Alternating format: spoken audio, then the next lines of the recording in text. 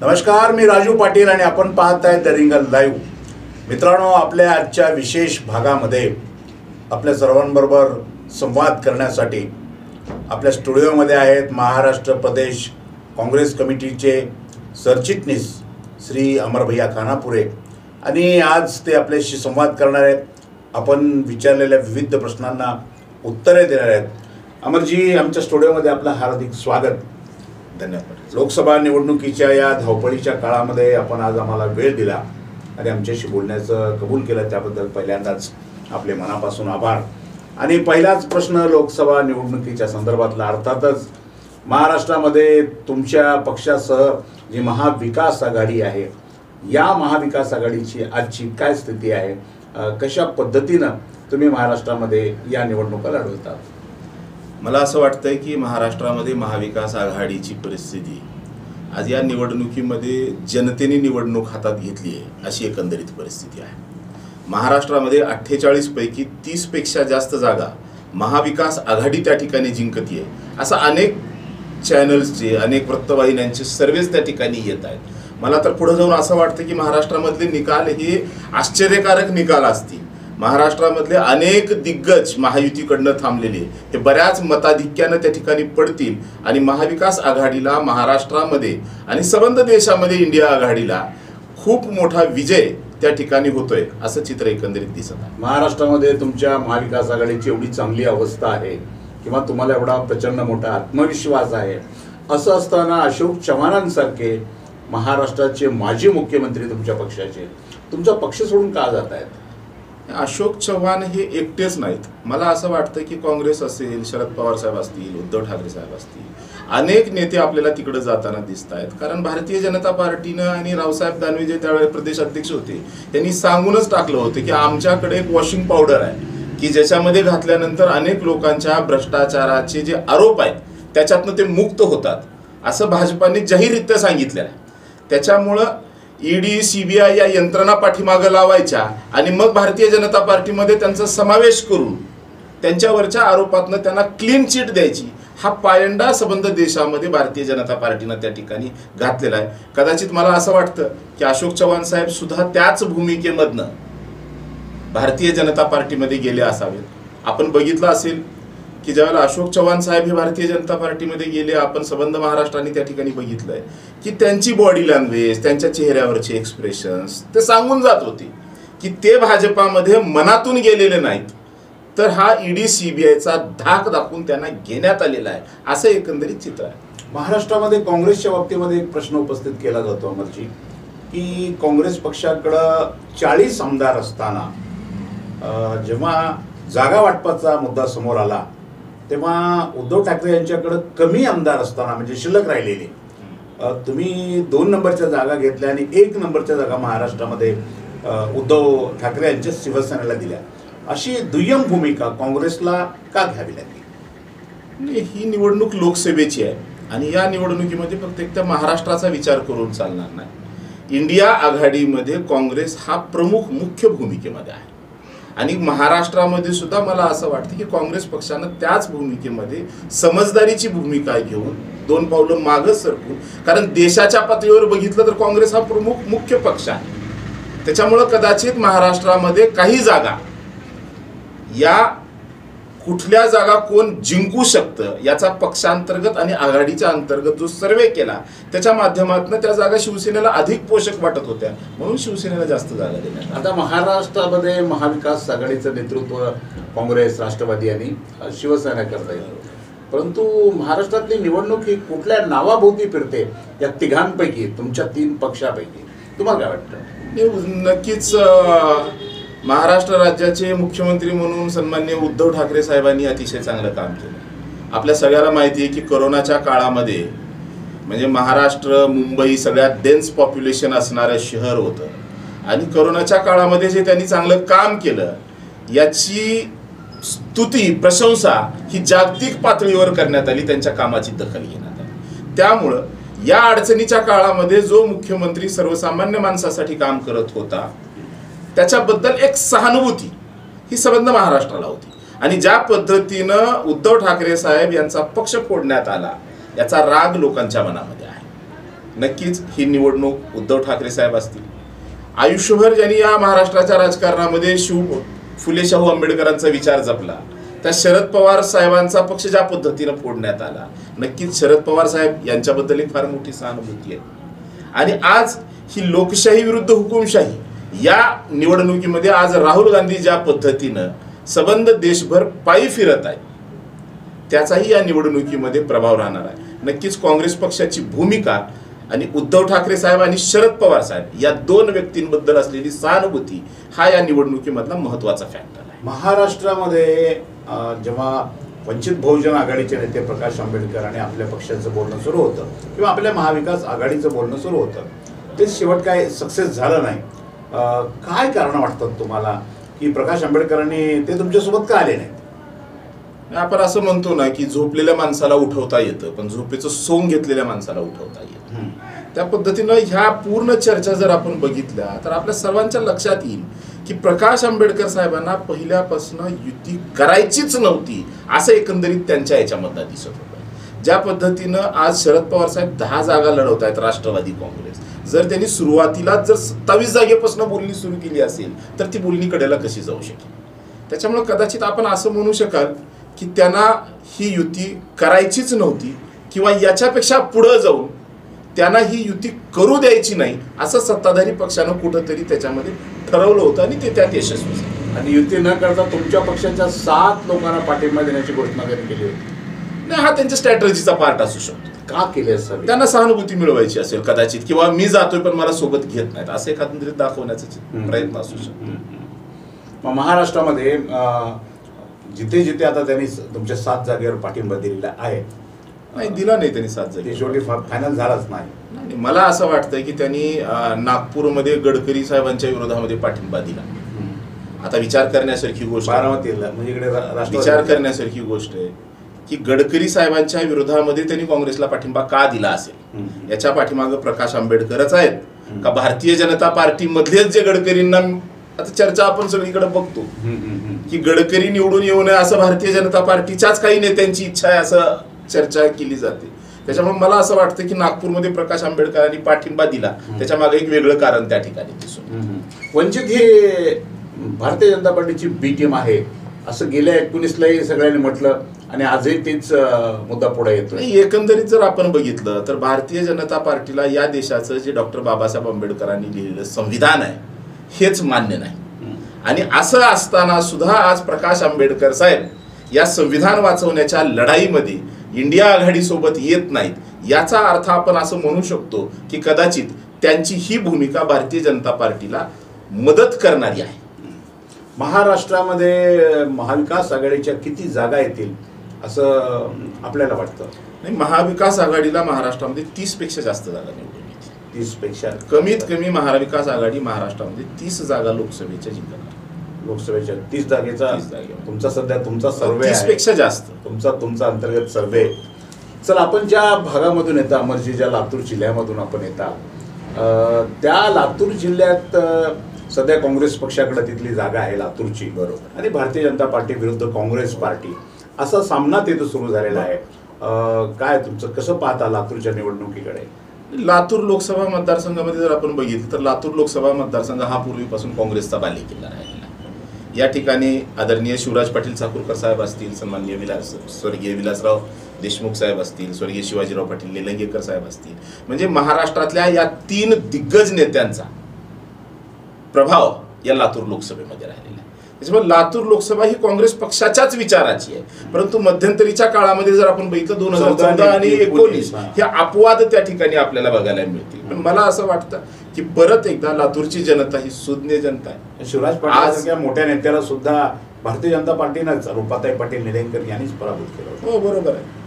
एखाद्या निवडणुकीमध्ये त्यांना पराभव स्वीकारावाही लागला, त्यावेळेसची ती परिस्थिती वेगळी परिस्थिती होती. परंतु मला असं वाटतं की आज डॉक्टर काळगेंसारखा एक सुशिक्षित, उच्च शिक्षित, सुस्वभावी, सुसंस्कारी आणि अतिशय चांगला, ज्यांच्या त्या डॉक्टरी पेशाच्या माध्यमातून त्यांनी जनसेवाच केलेली आहे, लोकांमध्ये त्यांच्याबद्दलचं मत चांगलं आहे, काँग्रेस पक्षाच्या विचाराला मानणारा हा भाग राहिलेला आहे. त्याच्यामुळे मला असं वाटतं की लातूर लोकसभेची जागा ही फार मोठ्या फरकाने काँग्रेस पक्ष डॉक्टर काळगेंच्या रूपाने त्या ठिकाणी जिंकतील हा विश्वास मला. अशोकराव चव्हाण भारतीय जनता पार्टीत गेले आणि आता नांदेडची काँग्रेस संपली किंवा मराठवाड्याची काँग्रेस संपली अशी चर्चा 2-4 दिवस 8 दिवस 15 दिवस झाली. आजची नांदेडची काय अवस्था आहे किंवा कशा पद्धतीचं मतदान तिथे झालं तुम्हाला काय वाटतं? सगळ्यात पहिलं तर महत्वाचा हा विषय आहे की मी सांगू इच्छितो की काँग्रेस पक्ष हा विचार आहे. कुणाच्या येण्याने आणि कुणाच्या जाण्याने काँग्रेस संपेल असं कधीच नाही. ठीक आहे, काही काळ चढ उतार, यश अपयश, दिवस रात्र हा निसर्गाचा खेळ आहे, परंतु काँग्रेस कुणाच्या जाण्याने संपेल या गोष्टीवर माझा विश्वास नाही. आणि नांदेडच्या काँग्रेसबद्दल जर आपण विचार केला तर गेल्या वेळेला अशोकराव चव्हाण साहेब हे नांदेडमध्ये त्या ठिकाणी स्वतः उमेदवार होते आणि ते त्या ठिकाणी पडले. यावेळेला स्वतः अशोक चव्हाण आणि भारतीय जनता पार्टीचे सध्याचे खासदार प्रताप पाटील चिखलीकर हे दोघं एका ठिकाणी आहेत. मी आज आपल्या रिंगण लाईव्हच्या माध्यमातून फार जबाबदारीनं सांगू इच्छितो की नांदेडची जागा काँग्रेस पक्ष ही किमान 1 लाखपेक्षा जास्त मतांनी त्या ठिकाणी निवडून. याचं काय कारण असावं? याचं कारण असं आहे की हे जे काही पक्षांतर होत आहेत या पक्षांतराला जनतेचं समर्थन नाही. हे जे काही तोडाफोडीचं राजकारण चाललेलं आहे महाराष्ट्रामध्ये हे जनतेला आवडलेलं नाही. आज फोडाफोडीचं राजकारण याच्यापासून जनता लांब आहे. आज शेतकऱ्यांचे प्रश्न, आज शेतीमालाचे उतरते भाव, वाढलेली महागाई, बेरोजगारी याच्यामधनं जनता होरपळून जाते आणि याची जाणीव आज लोकांना झालेली आहे. मला असं वाटतं की ही निवडणूक अशोकराव चव्हाण किंवा वसंतराव चव्हाण यांच्या भोवती नाही, तर मला असं वाटतं की ही निवडणूक आता जनतेने स्वतःच्या हातात घेतलेली आहे आणि त्याच्यामुळं नांदेड सारखी जागा अशोकराव चव्हाण गेल्यानंतर सुद्धा आज 1 लाख मतांनी निवडून येते. आणि हेच चित्र महाराष्ट्रातल्या सबंध लोकसभा मतदारसंघामध्ये आहे असं एकंदरीत. थोडंसं तुमच्या बाजूचा जो मतदारसंघ आहे धाराशिव मतदारसंघ, हा धाराशिव मतदारसंघ शिवसेना उद्धव बाळासाहेब ठाकरे यांना सुटलेला आहे आणि ओमराजे निंबाळकर तिथून उमेदवार आहेत. काय परिस्थिती राहील धाराशिवची? धाराशिवचा तर निकाल सर्वांनाच माहिती आहे. ज्या वेळेला लोकसभा निवडणूक लागली त्यावेळेलाच धाराशिव लोकसभेचा निकाल ठरलेला आहे. मी तर असं म्हणेन की धाराशिव उस्मानाबादची ही जागा महाराष्ट्रामधल्या सर्वाधिक मतानं निवडून येणाऱ्या ज्या जागा आहेत त्याच्यापैकी एक जागा असणार आहे या मतदारसंघाची जागा. कारण या मतदारसंघाच्या निवडणुकीमध्ये जो प्रमुख मुद्दा आहे ही निवडणूक ओमराजेंची किंवा अर्चनाताईंची ही निवडणूक नाही. मला असं वाटतं की धाराशिव मतदारसंघाची निवडणूक ही खुद्दारी विरुद्ध गद्दारीची निवडणूक आहे. लोकांना ठरवायचं की ते प्रामाणिक लोकांच्या मागे उभं राहणार आहेत का बैमानांच्या मागे राहणार. ही निवडणूक आहे. एका बाजूला प्रामाणिक माणूस आहे, एका बाजूला बैमान लोक. उस्मानाबाद जिल्ह्याच्या राजकारणावर आणि लातूर जिल्ह्याच्या राजकारणावर मोठा प्रभाव असणारे नेते बसवराज पाटील साहेब यांनीही भारतीय जनता पार्टीमध्ये प्रवेश केलाय आणि ते ऐन निवडणुकीच्या काळामध्ये आपण तर जाणता की बसवराज पाटील यांना मानणारा एक वर्ग या दोन्ही जिल्ह्यामध्ये आहे. असं असताना तुम्ही दावा करताय की ओमराजेच विजय होणार आहे, याचं काय गणित आहे?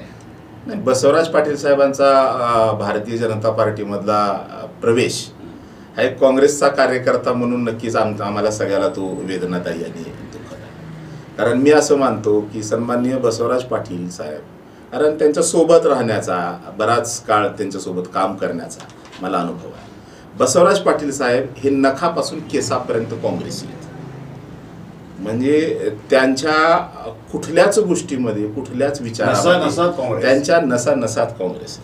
ते भारतीय जनता पार्टीच्या या वातावरणात मला वाटत नाही की ते स्वतःला चांगलं फील करत असतील. कारण मी ज्यावेळेला त्यांची बॉडी लँग्वेज बघतो, त्यांना बोलताना बघतो, त्यांना वागताना बघतो, त्याला मला असं वाटतं की कदाचित त्यांनाच याची जाणीव होत असेल की आपण चुकीच्या पक्षामध्ये गेलेलो आहोत. असं माझं स्वतःचं व्यक्तिगत मत आहे. आणि बसवराज पाटील साहेब हे काँग्रेसी विचाराचे राहिलेले आहेत. कदाचित त्यांच्या काही अडचणीमुळे त्यांनी प्रवेश केला असावा, पण असं असेल तर त्यांना अडचणी निर्माण करून त्यांचा प्रवेश केला गेला, यामुळं त्यांना मानणारे लोक उलट भारतीय जनता पार्टीच्या विरोधात राहतील असं माझं मत आहे त्या ठिकाणी.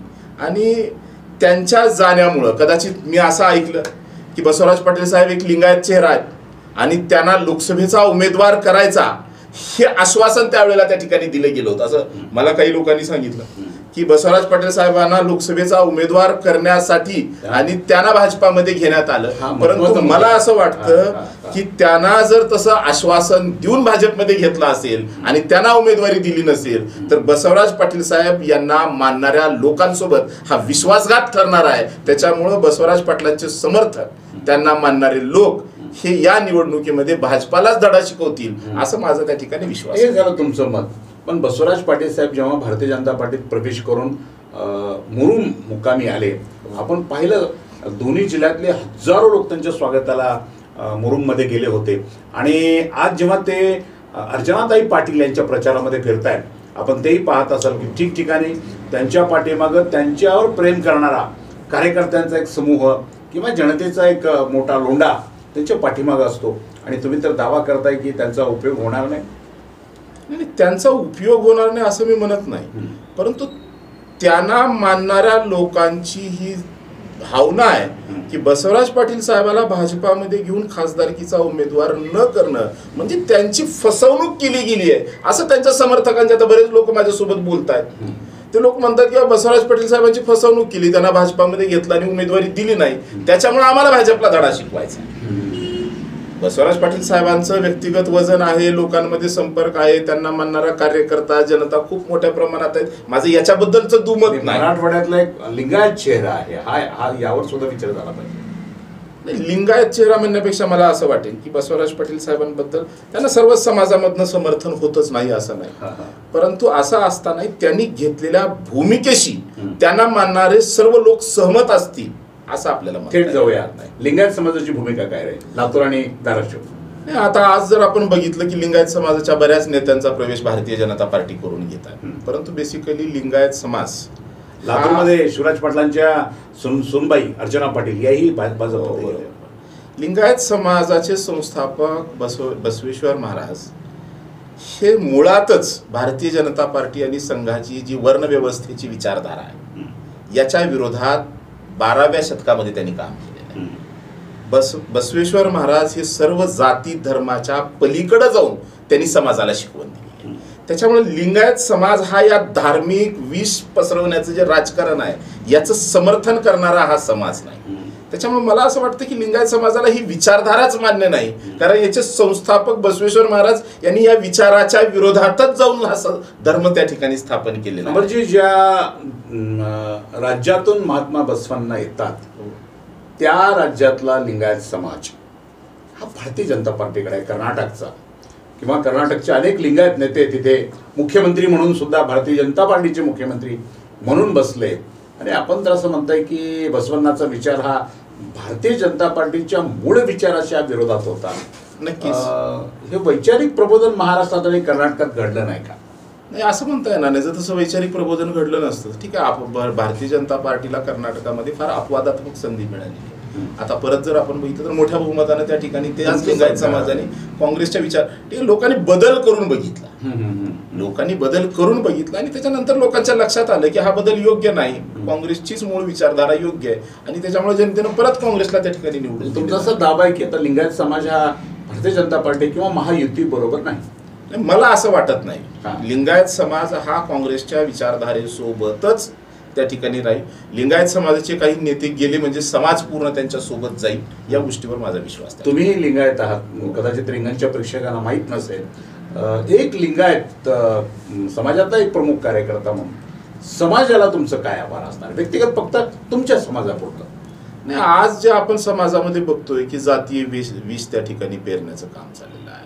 हिंदू, मुस्लिम, दलित, आज आपण महाराष्ट्रामध्ये बघितलं तर मराठा, ओबीसी या पद्धतीचं जे राजकारण ही सत्ताधारी मंडळी त्या ठिकाणी करत आहे.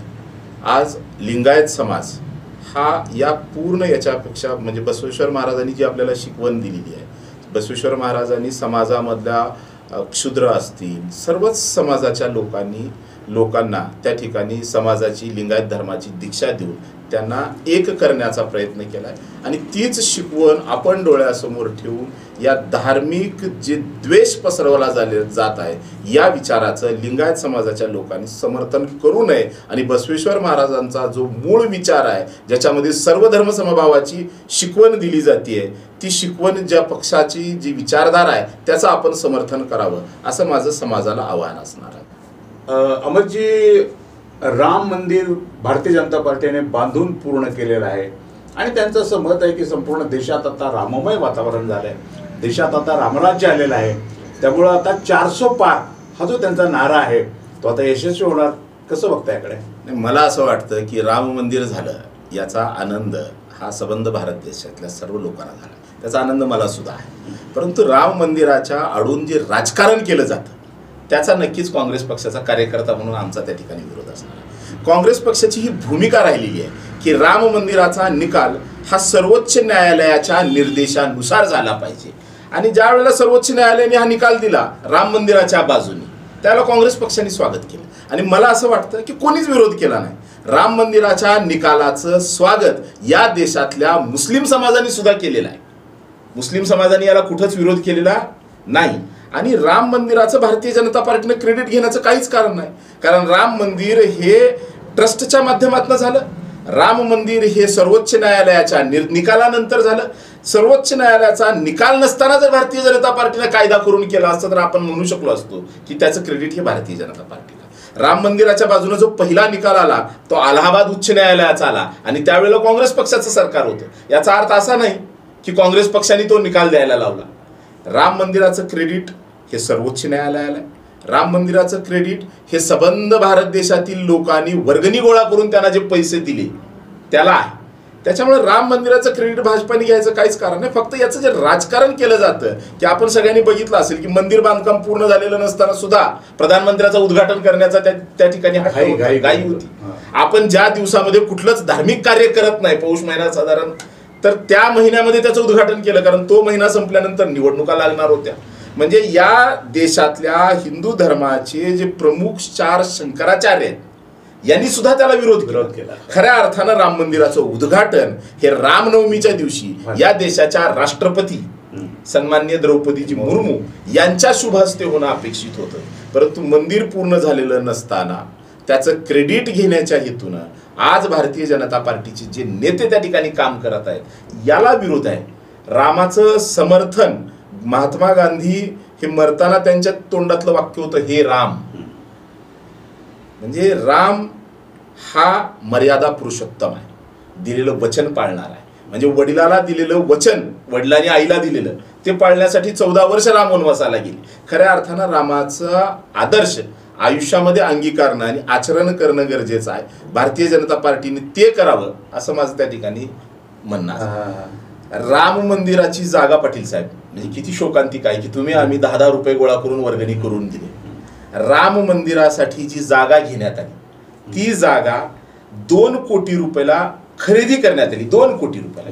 ज्या दिवशी राम मंदिराची जागा दुपारी 2 वाजता रजिस्ट्री झाली आणि 2:15 त्याच जागेची रजिस्ट्री ट्रस्टला परत फिरवण्यात आली 18 कोटी रुपयाला. आणि याच्यामध्ये कोण काम केलं तर भारतीय जनता पार्टीचे महापौर आणि ट्रस्टवरचे एक सदस्य. म्हणजे राम मंदिराच्या जागेमध्ये इतिहासामध्ये दखल घेण्यासारखं आहे किंवा आपल्या सर्वांना आश्चर्य वाटण्यासारखं आहे की 2 कोटी रुपयाची जागा एकाच दिवसामध्ये 2 रजिस्ट्र्या होतात. पहिली रजिस्ट्री 2 कोटीनं होती आणि 10 मिनिटानंतर होणारी दुसरी रजिस्ट्री 18 कोटी रुपयाला होती.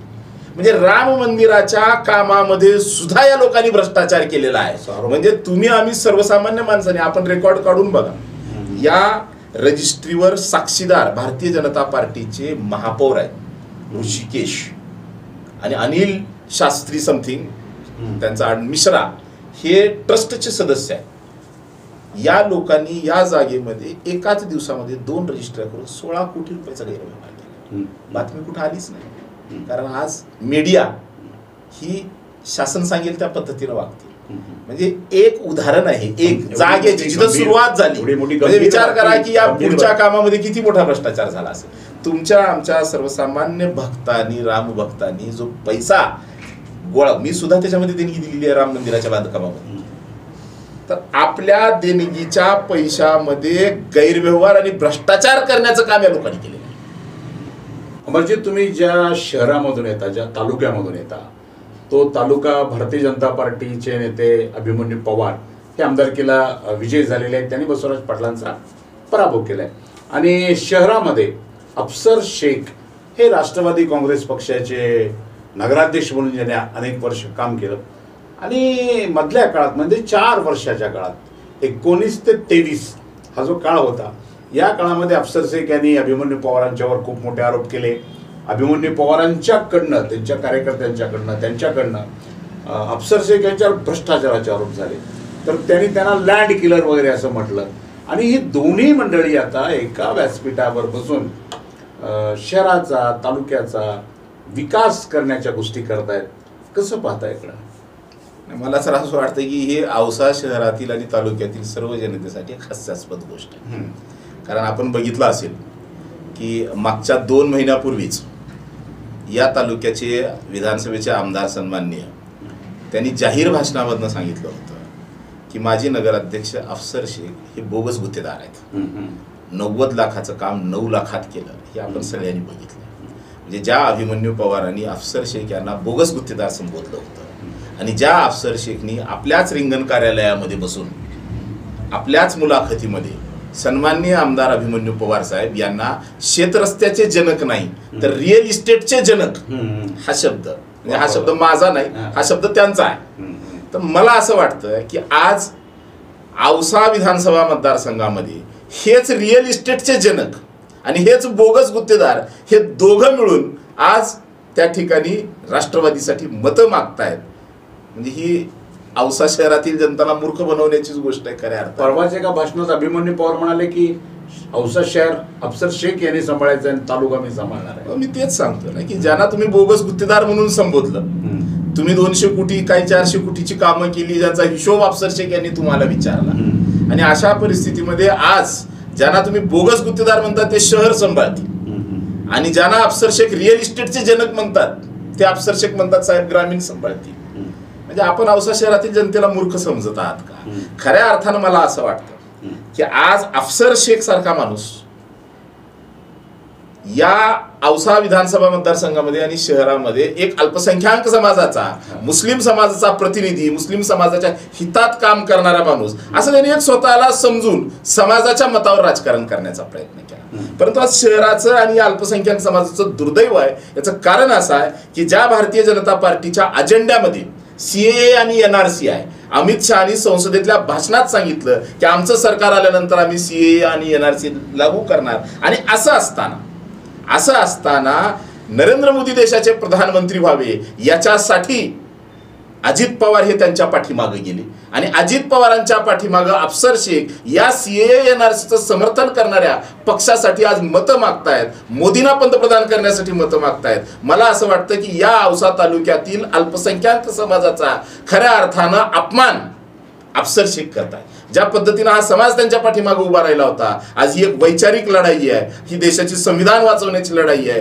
आज या देशामध्ये अल्पसंख्याक समाज सुरक्षित राहील का ही ठरवणारी निवडणूक आहे. आणि असं असताना ज्यावेळेला समाजाला यांची गरज आहे त्यावेळेला ते जाणीवपूर्वक समाजाच्या विरोधात भूमिका घेणाऱ्या लोकांच्या मांडीला मांडी लावून बसत आहेत. खऱ्या अर्थानं आज या तालुक्यातील अल्पसंख्याक समाजाने अफसर शेखला रस्त्यावर थांबून प्रश्न विचारला पाहिजे की आज समाजाला गरज असताना तुम्ही समाजाच्या बाजूने का उभे नाही, हा प्रश्न त्यांना त्या ठिकाणी विचारण्याची गरज त्या ठिकाणी आहे. ज्या शहरामध्ये अफसर शेख यांचं वर्चस्व आहे किंवा होतं त्या शहरातला तुम्ही ज्याचा समाज जो शब्दप्रयोग करताय तो समाज नेमका उद्याच्या निवडणुकीमध्ये अफसर शेख, अभिमन्यू पवार यांच्या आव्हानाला बळी पडून त्यांचं ऐकेल की काय वेगळा विचार करेल? नाही, मला असं वाटतं की या देशामधला अल्पसंख्याक समाज हा फक्त काही मुस्लिम समाजापुरतं मर्यादित नाही. आज मुस्लिम समाज असेल, बौद्ध समाज असेल, जैन समाज असेल, शीख समाज आहे, पारशी समाज आहे, ख्रिश्चन समाज आहे, या देशातल्या या सर्व मायनॉरिटीज काँग्रेसच्या राजवटीमध्ये, काँग्रेसच्या कार्यकाळामध्ये स्वतःला सुरक्षित त्या ठिकाणी वाटत होते.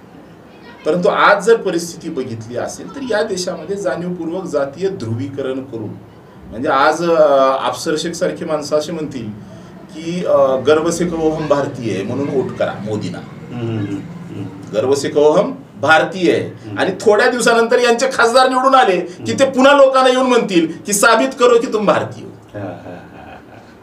आणि त्यावेळेला हे अफसर शेख कुठं असतील? खूप महत्वाचा मुद्दा आहे. मला असं वाटतं की खऱ्या अर्थानं ही निवडणूक अफसर शेख, अल्पसंख्याक ही लोकशाही वाचवण्याची लढाई आहे.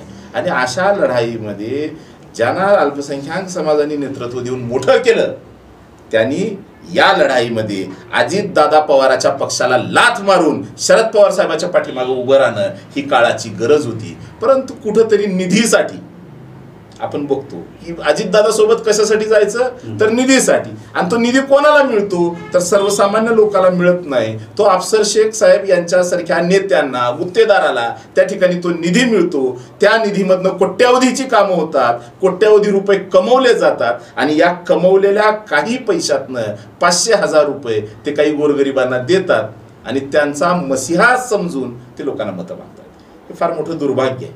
म्हणजे रात्री येऊन डाका टाकायचा आणि चोरलेल्या पैशातनं काही पैसे दुसऱ्या दिवशी वाटून स्वतःला दानशूर, स्वतःची इमेज करायची आणि लोकांची मतं घ्यायची. मला असं वाटतं की जनता आता सुज्ञ झाली, लोकांना हे कळालंय की आज आमची गरज असताना तुम्ही जर आज आमच्या सोबत नाही तर उद्या तुमची गरज असताना आम्ही तुमच्या सोबत राहणार नाही, ही जनता त्या ठिकाणी भूमिका घेईल. शहरातले तुमचे सहकारी मित्र अफसर शेख सध्या CAA, NRC आणि ट्रिपल तलाक या विषयावर काहीतरी लोकांची दिशाभूल करतायत अशी चर्चा सुरू आहे.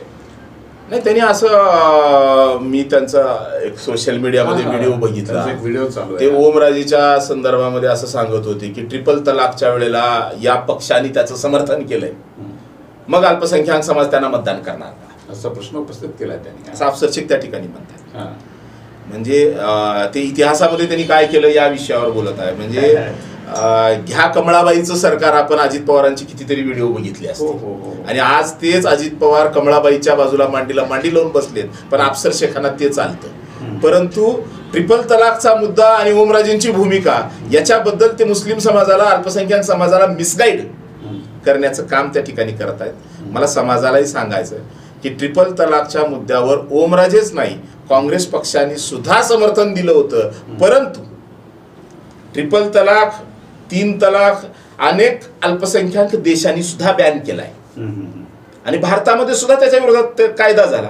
काँग्रेसने त्याचं समर्थन केलं, परंतु त्या कायद्यामधल्या काही तरतुदी त्याला शिवसेनेने विरोध केलाय की ज्याच्यामध्ये ट्रिपल तलाक दिल्यानंतर त्या पुरुषाला 3 वर्षाची शिक्षा आणि हा अजामीन पात्र गुन्हा आहे, हा जो क्लॉज आहे. कारण याच्यामध्ये असं होईल की जर त्यांनी 3 तलाक दिला आणि त्याच्यावर जर गुन्हा नोंद झाला, त्याला 3 वर्षाची शिक्षा झाली, तर त्याच्यानंतर ती जी महिला असेल किंवा त्यांच्यापासून जे अपत्य असतील, हा जर 3 वर्ष जेलमध्ये असेल तर त्यांना कंपन्सेशन कोण द्यायचं, हा महत्वाचा मुद्दा आहे. त्याच्यामुळे 3 तलाकच्या मुद्द्यावर काँग्रेसने समर्थन दिलं, शिवसेनेनेही समर्थन दिलं, परंतु त्याच्यातले काही जे मुद्दे आहेत त्यांना विरोध कालही होता, आजही आहे आणि उद्याही राहणार आहे.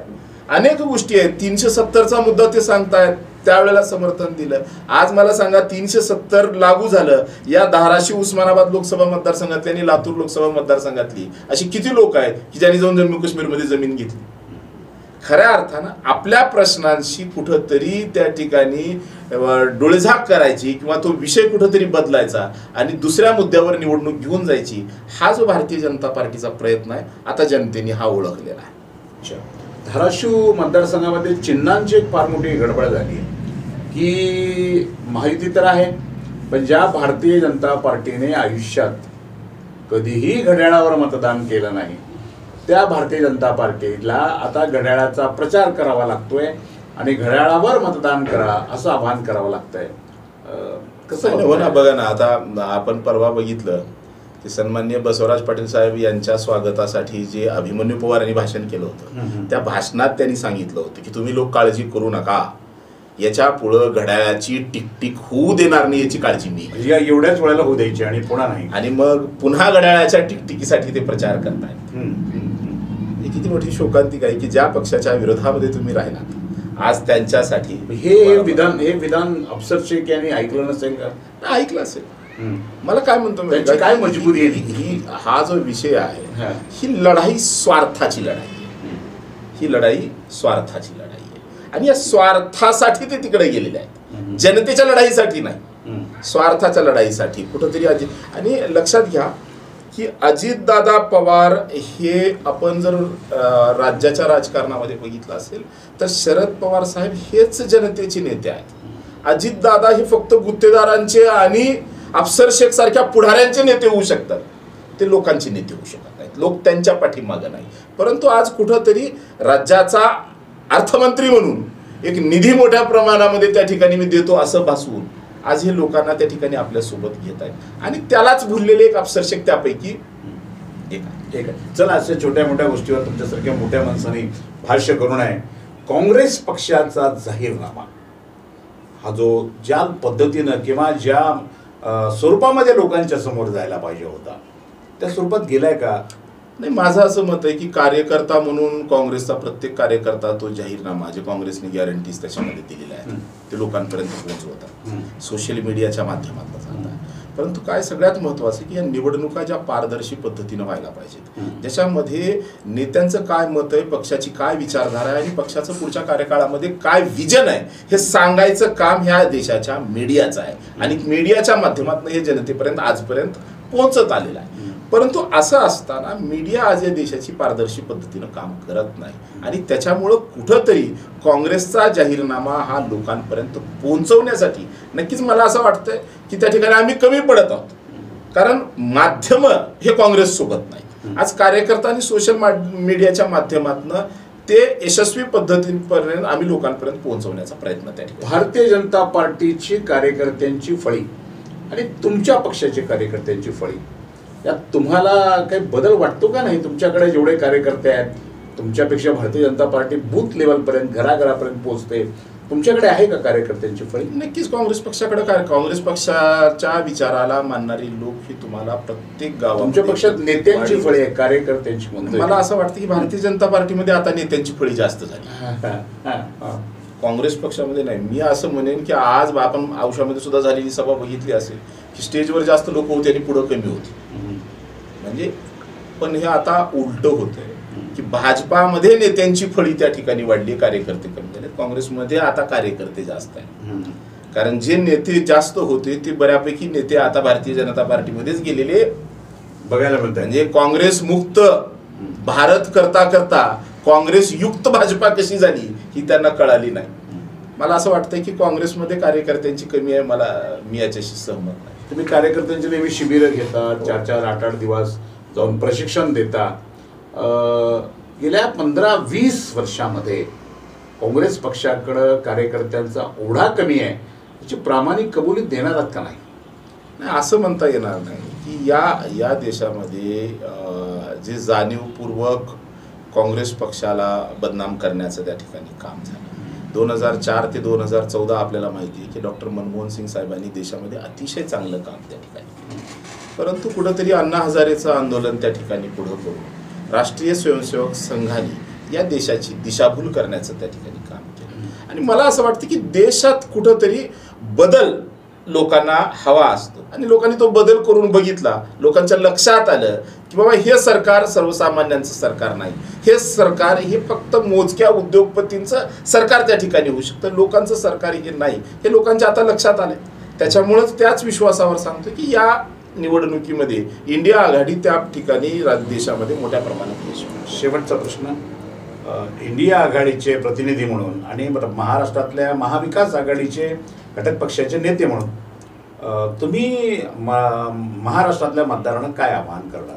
मी महाराष्ट्रातल्या मतदारांना हेच आवाहन करेन की ही जी निवडणूक आहे ही आतापर्यंतच्या सर्व निवडणुकांपेक्षा वेगळी निवडणूक आहे. या निवडणुकीमध्ये हा निकाल लागणार आहे की हा देश लोकशाहीच्या बाजूने झुकणार आहे का हा देश हुकुमशाहीच्या बाजूने जाणार आहे. त्याच्यामुळे या देशाचं संविधान ज्यांनी या देशाला एकसंध ठेवण्याचं काम केलेलं आहे, या संविधानाच्या आधारावरच देश आज जागतिक स्तरावर प्रगती त्या ठिकाणी देशाने केलेली आहे. त्याच्यामुळे हे संविधान वाचवायची लढाई आहे, ही लोकशाही वाचवण्याची त्या ठिकाणी लढाई आहे. आपण सगळ्यांनी बघितलं असेल की या देशामधली ईडी, सीबीआय या यंत्रणा आज भारतीय जनता पार्टी कशा पद्धतीनं वापरत आहे. निवडणूक आयोग आज कशा पद्धतीनं भारतीय जनता पार्टीच्या दावणीला बांधलेली एक संस्था म्हणून काम करत आहे. आज या देशातली न्याय व्यवस्था कशा पद्धतीनं काम करत आहे की या देशातल्या न्यायाधीशांना पत्रकार परिषद घेऊन सांगावं लागतं की या देशातली न्याय व्यवस्था आता सुरक्षित नाही. त्याच्यामुळं परत एकदा ही लोकशाही जर वाचवायची असेल तर सबंध जनतेने